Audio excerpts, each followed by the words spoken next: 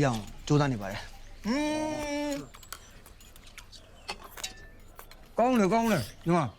မြေလုံးတော့ကြိုးစားထားပြီပေါ့ဒါပေါ့ဟုတ်နော်ကဲငါ့ကိုအေးစေးတာစားဟုတ်ကဲ့ဟုတ်နော်ငါတို့ကတော်သားကြီးဆိုတော့စားတဲ့နေမှာညံမဲ့ဟေးဟုတ်ကဲ့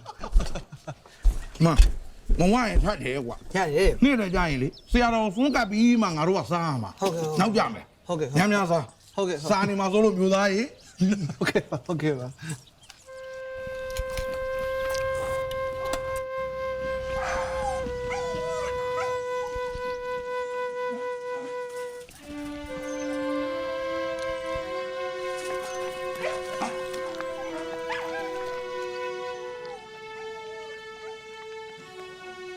ဟုတ်လေ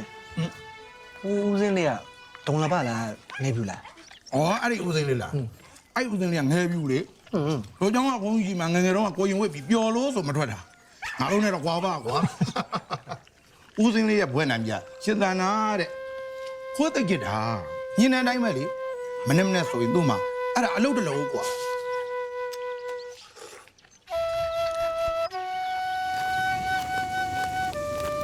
ဟေးတူလေးပကံဦးသီးဆေးပြင်မယ်လေရတယ်မစင်းနဲ့ပေါ့မစင်းနဲ့အားမနာပါနဲ့ကွာ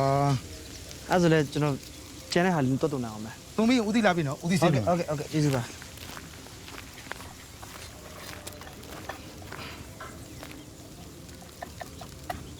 တကားလေးခဏနေပါဦးတကားလေးပကံထဲကကြံတဲ့ဟာတွေကိုဥစဉ်ပေးပါစားမဲ့သူရှိလို့ဟုတ်တမပြ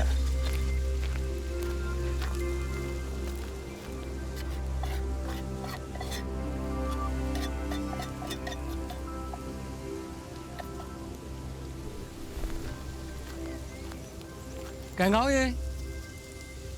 ကန်ကောင်းလေး